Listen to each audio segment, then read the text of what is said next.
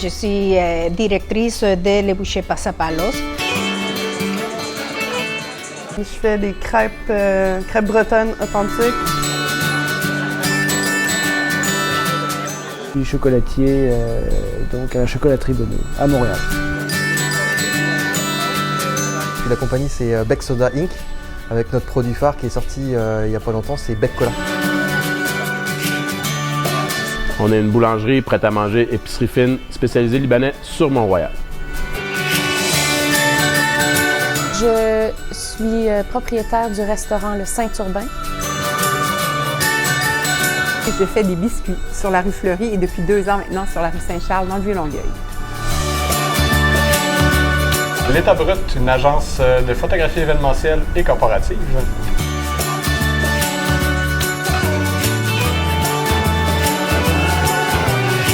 Le passage au sage, en fait, c'est des rencontres. On a rencontré énormément d'entrepreneurs. Ça nous a permis aussi de partager différents moments dans le démarrage d'une entreprise. C'est vraiment l'échange avec les autres entrepreneurs, les idées qu'il y avait. On a gardé contact avec 2, 3. Il y en a un qui était dans le paysagement, l'autre était dans le vêtement, dans le retail. Nous autres, on était en bouffe. Mais d'une façon ou d'une autre, peu importe l'industrie, on se rejoignait.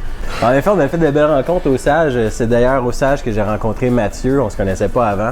Donc, quand je suis sorti de mon pitch de vente pour rentrer au Sage, je l'ai croisé sur la chaise, il attendait son tour pour passer aussi.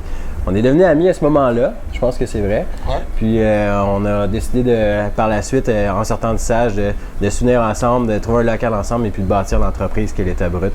En général, c'est l'aide des conseillers qui m'a beaucoup aidé. C'est l'expérience des uns et des autres qui a été très important. Je crois qu'un des impacts que ça a eu pour moi de rencontrer quelqu'un, c'est de prendre comme tout le côté créatif, le côté passion, le côté vision, puis aussi d'amener comme cet aspect-là, comme terre à terre, avec les chiffres, les projections. Il nous a présenté une conseillère qui s'appelait Nawel Hanani.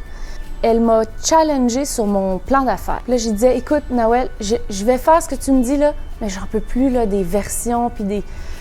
Moi, ce que je veux, c'est ouvrir un resto, puis...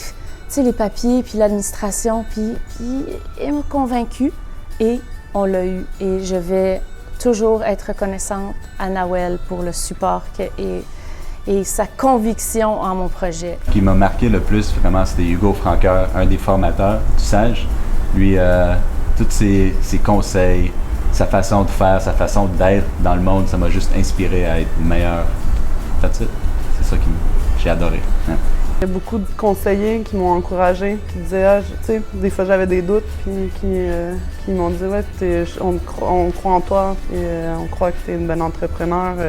Ça m'a vraiment fait du bien parce qu'il y a eu des coups avec le plan d'affaires, comme qu'est-ce que je fais là? Puis ouais, c'est génial pour ça. C'était plutôt convivial, évidemment. Et puis, disons qu'on a pu travailler de bonne façon et d'une façon constructive. La Sage, c'était pour moi comme la maison qui m'a dit que oui, que si c'est possible de faire le rêve et qui m'ont encouragé à me battre ou à lutter pour ma cause. Ma cause, c'est mon entreprise. Et c'est ce que j'ai apprécié en fait du Sage, c'est qu'ils étaient là au moment où moi j'en avais besoin et vraiment spécifiquement pour ce que je voyais qui serait utile pour moi. Ça a été vraiment une belle flexibilité puis un... They believed in us. Ouais. Merci, merci le Sage. Merci le Sage, parce que papa et maman Ça t'as pas le droit de garder. se sont rencontrés au Sage.